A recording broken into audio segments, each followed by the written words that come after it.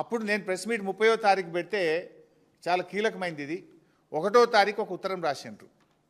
30వ తేదీ నేను press meet పెట్టంగానే మన రాష్ట్ర ప్రభుత్వం 1వ తేదీ నాడు ఇది ఢిల్లీకి రాసిన ఉత్తరం. ఏం రాసిండ్రో నేను చదివి వినిపిస్తా. 30 నాడు నేను తిట్టినా, ఇది రాష్ట్రానికి ద్రోహం చేస్తున్నావు, ఇది అన్యాయము, అసలు నువ్వు మీటింగ్కి ఎట్లా పోతావు, నువ్వు ఎజెండాలు ఎట్లా పెడతావు అని ఈ ప్రభుత్వాన్ని మొత్తం బండారం బయటపెట్టి వీళ్ళు చేస్తున్న ద్రోహాన్ని రాష్ట్ర ప్రజల ముందు పెడితే 30 నాడు ప్రెస్ మీట్ పెడితే 1వ తారీఖు నాడు ఇది ఢిల్లీకి రాసిన ఉత్తరం. ఈ ఉత్తరంలో ఏం రాసిండ్రో నేను చదివి వినిపిస్తా. However, the state of Andhra Pradesh is proceeding with illegal activities of construction and further preparation of DPR against the instructions of MOJS. It is further understood that the government of Andhra Pradesh is proceeding with the preparation of DPR of Nallamalla Sagar and CWC is also proceeding ahead with appraisal of its PFR. అంటే ఆంధ్రప్రదేశ్ ముందుకు పోతుంది, సిడబ్ల్యూసిలో కూడా ఈ tender ఈ యొక్క DPR appraisal ప్రక్రియ కొనసాగుతుంది. ఇది నేను చెప్పలే, మన తెలంగాణ రాష్ట్ర ప్రభుత్వం ఢిల్లీకి రాసిన ఉత్తరంలో ఆంధ్రప్రదేశ్ నల్లమల్ల సాగర్ మీద ముందుకు పోతుంది, కేంద్ర ప్రభుత్వం కూడా సిడబ్ల్యూసిలో నల్లమల్ల సాగర్ అనుమతుల ప్రక్రియ కొనసాగుతుంది అని స్పష్టంగా మీరు రాసిన ఉత్తరమే. రాస్తూ చివర్లో ఏమంటారంటే ఇందులో లాస్ట్ పారాగ్రాఫ్,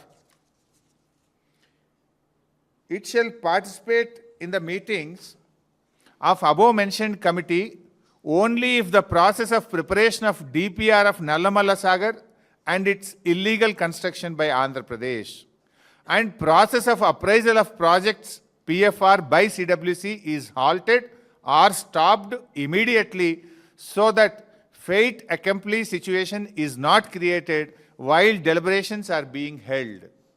ఇంత స్పష్టంగా రాహుల్ బొజ్జా గారు ఈ లెటర్ రాసిండ్రు.